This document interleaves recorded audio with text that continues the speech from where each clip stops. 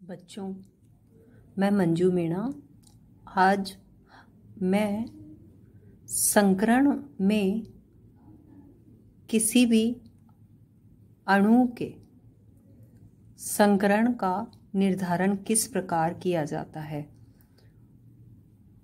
वह आकृति का पता कैसे करते हैं, इसके बारे में पढ़ते हैं। इसके लिए कुछ बिंदु हैं जिनको हमें ध्यान में रखना होता है। फर्स्ट पॉइंट है, एकल बंध सदैव सिग्मा बंध होता है। संकरण हम केवल सेंट्रल एटम के लिए देखेंगे या सेंट्रल एटम के लिए संकरण निकालते हैं। उसमें हमें सबसे पहले जो देखना है वो ये कि एकल बंध कितने हैं। दूसरा पॉइंट, द्विबंध या त्रिबंध में, डबल बॉन्ड या ट्रिपल बॉन्ड में एक बंध सिग्मा होता है और बाकी सारे पाई बंध होते हैं। संकरण तथा किसी अणु की आकृति का निर्धारण सिग्मा बंधों की संख्या तथा एकाकी इलेक्ट्रॉन युग्मों की संख्या के योग पर निर्भर करता है। यदि किसी अणु के केंद्रीय परमाणु पर सिग्मा बंधों तथा एकाकी इलेक्ट्रॉन युग्मों की संख्या 2, 3 या 4 है तो संकरण का प्रकार क्रमशः sp, sp2, sp3 होता है। इसी प्रकार यदि सिग्मा बंध व एकाकी इलेक्ट्रॉन युग्मों की संख्या का योग 5, 6 या 7 है तो sp3d, sp3d2 या sp3d3 होता है। नेक्स्ट पॉइंट, किसी अणु की आकृति का निर्धारण उसके संकरण के प्रकार से होता है यदि उसमें एकाकी इलेक्ट्रॉन युग्म अनुपस्थित हो।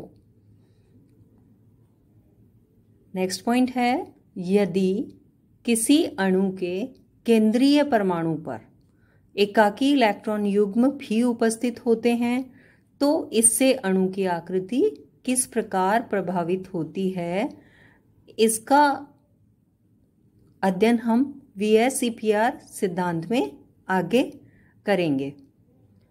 लेकिन यदि कि LP अनुपस्थित हैं तो sp संकरण अगर होता है तो उसके अणु की आकृति लीनियर, sp2 अगर संकरण है तो आकृति जो है वो प्लैनर, ट्रायगोनल, sp3 है तो चतुष्फलकीय, dsp2 है वर्ग समतलीय या स्क्वायर प्लानर, sp3d संकरण है प्रकार तो ट्रायगोनल बायपिरामिडल या इसको हम कहेंगे त्रिभुजीय द्विपिरामिडीय। sp3d2 संकरण अगर है तो अष्टफलकीय, sp3d3 संकरण अगर है अणु में तो पेंटागोनल बायपिरामिडल। इसके बाद ये सारे जो पॉइंट्स हैं वो हमें ध्यान रखने हैं अणु का संकरण निर्धारण करते वक्त। इसके बाद हम डिस्कस करते हैं एग्जाम्पल लेकर। मैंने सबसे पहला एग्जाम्पल जो लिया है वो H2O अणु का लिया है।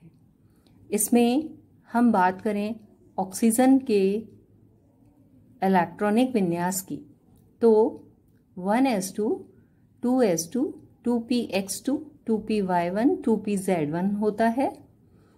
इसका ग्राउंड स्टेट में इलेक्ट्रॉनिक कॉन्फ़िगरेशन। इसमें sp3 संकरण होकर हमें 4 नए sp3 हाइब्रिडाइज्ड ऑर्बिटल मिले, जिनमें 2 lp हैं, कक्षकों में 2 lp और 2 अनपेयर्ड इलेक्ट्रॉन्स हमें मिलते हैं। 2 sp3 कक्षक 2 हाइड्रोजन के s कक्षकों के साथ ओवरलैपिंग करके सिग्मा बंध बनाते हैं। तो वाटर की जो संरचना आकृति है उसमें 2 lp और 2 सिग्मा बंध होते हैं जो कि हाइड्रोजन द्वारा बनाए जाते हैं। तो इसमें संकरण हुआ sp3। इसके बाद हम डिस्कस करते हैं NH3 व NH4 प्लस की संकरित अवस्था व आकृति क्या होगी। NH3 की बात करते हैं तो NH3 में 3 सिग्मा बंध हैं और 1 lp होता है। तो इसमें संकरण हुआ sp3 संकरण। NH4 प्लस की बात करें तो इसमें 4 सिग्मा बंध हैं, तो इसका संकरण हुआ sp3, चतुष्फल की इसकी संरचना हुई। इसके बाद हम बात करते हैं SF4 सल्फर टेट्राफ्लोराइड। इसमें सबसे पहले हम ये देखते हैं कि सल्फर जो है एटम है उसका इलेक्ट्रॉनिक कॉन्फ़िगरेशन क्या होता है। 3s2 3px2 3py1 3pz1 और 3d0। यहाँ से हम इलेक्ट्रॉन का प्रमोशन करते हैं तो d में 1 इलेक्ट्रॉन हो जाता है हमारे पास और इनमें आपस में संकरण होकर sp3d नए संकरित कक्षक हमें प्राप्त होते हैं, जिनमें 1 लोन पेयर युक्त होता है और बाकी 4 अनपेयर्ड संकरित कक्षक होते हैं, जिनमें फ्लोरीन से सिग्मा बंध बनके 4 सिग्मा बंध होते हैं और SF4 बनता है।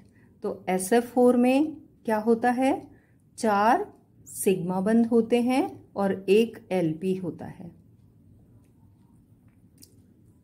इसके बाद हम बात करते हैं ClF3 की, क्लोरीन ट्राइफ्लोराइड।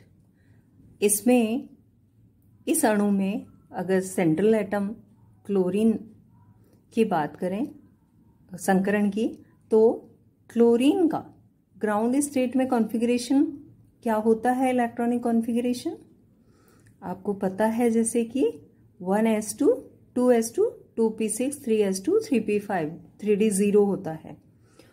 तो इसमें क्या होगा कि एक इलेक्ट्रॉन का प्रमोशन p से d में होगा, तो हमारे पास d में भी एक अनपेयर्ड इलेक्ट्रॉन हो जाएगा और इनमें आपस में संकरण होकर हमें नए संकरित कक्षक मिलते हैं। 5 नए संकरित कक्षक मिलते हैं, जिनमें 2 में फुलफिल्ड होते हैं ये और 3 जो हैं वो अयुग्मित इलेक्ट्रॉन होता है इनमें, जो कि फ्लोरीन से सिग्मा बंध द्वारा ओवरलैपिंग द्वारा सिग्मा बंध बन जाता है। यहाँ पर हम देख रहे हैं इसमें 3 सिग्मा बंध है और 2 इसमें लोन पेयर हैं। तो इसमें ClF3 में भी sp3d संकरण होता है। इसके बाद हम बात करते हैं XeF2 xenon difluoride. Xenon difluoride में हम बात करते हैं कि सेंट्रल जो है केंद्रीय परमाणु ज़ीनॉन का है, तो इसके इलेक्ट्रॉनिक कॉन्फ़िगरेशन ज़ीनॉन का इलेक्ट्रॉनिक कॉन्फ़िगरेशन क्या होता है, 5s2 5p6 5d0। मैंने यहाँ पर ये बनाया है ज़ीनॉन का ग्राउंड स्टेट में इलेक्ट्रॉनिक कॉन्फ़िगरेशन। इसमें 5p6 है। यहाँ से एक इलेक्ट्रॉन का प्रमोशन होकर डी में चला जाता है। ये यहाँ पर एक्साइटेड स्टेट बताई है। इसके बाद संकरण होकर हमें नए हाइब्रिडाइज्ड ऑर्बिटल मिलते हैं, जिनमें 3 तो एलपी होते हैं और 2 अर्धपूरित होते हैं, जिनमें एक एक इलेक्ट्रॉन अपने पास है। ये फ्लोरीन से अतिव्यापन करके 2 यहाँ पर सिग्मा बंध बनता है। तो इसमें क्या होता है, 3 लोन पेयर होते हैं और 2 बॉन्ड पेयर होता है। तो sp3d संकरण हुआ इसमें ज़ेनॉन डाइफ्लोराइड में। और जो आकृति होती है वो हम बाद में बात करेंगे, VSEPR के आधार पर लीनियर होती है। और sp3d इसमें संकरण होता है। अब हम बात करते हैं आगे, बहुत सारे ज़ीनॉन के कंपाउंड्स या ज़ीनॉन के मॉलिक्यूल्स की बात हम करेंगे, जो कि आप आगे नोबल गैसेस जो आपका यूनिट होती है नेक्स्ट सेमेस्टर में, उसमें पढ़ते हैं।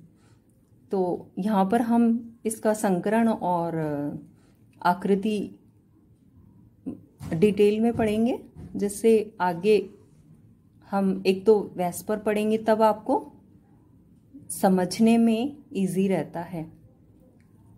इसके बाद एक एग्जाम्पल है TeCl4।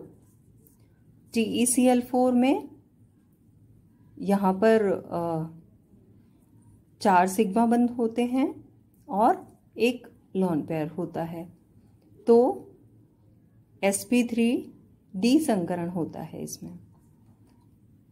ऐसे ही बच्चों, आपको बहुत सारे एग्जाम्पल लेकर और इसकी प्रैक्टिस करनी है। मैंने कुछ यहाँ पर आपसे डिस्कस किए हैं।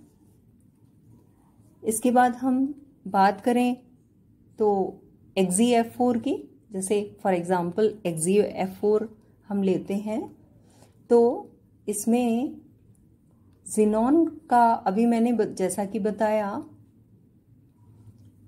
कॉन्फ़िगरेशन जो होता है ज़ीनॉन का वो क्या होता है, 5s2 5p6 5d0। तो इसमें 5p से 2 इलेक्ट्रॉन का प्रमोशन d में हो जाता है और हमारे पास संकरण होकर 6 नए संकरित कक्षक मिलते हैं, जिसमें 2 पूर्ण भरे होते हैं और 4 आधे भरे होते हैं, जिनमें कि फ्लोरीन से ओवरलैपिंग होकर 4 सिग्मा बंध बन जाते हैं। तो हमारे पास ExeF4 में क्या हुआ, 2 तो लोन पेयर हुए और 4 बॉन्ड पेयर हुए। तो इसकी जो आकृति होगी वो हम आगे डिस्कस करेंगे। जो आकृति होगी वो स्क्वायर प्लानर होगी।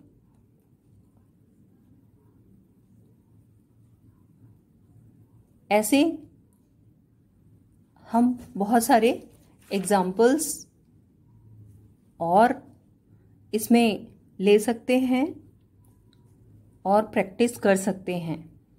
तो अब तक हमने संकरण के प्रकार, संकरण क्या होता है और एक एक एग्जाम्पल लेके हमने अब तक इसको देखा।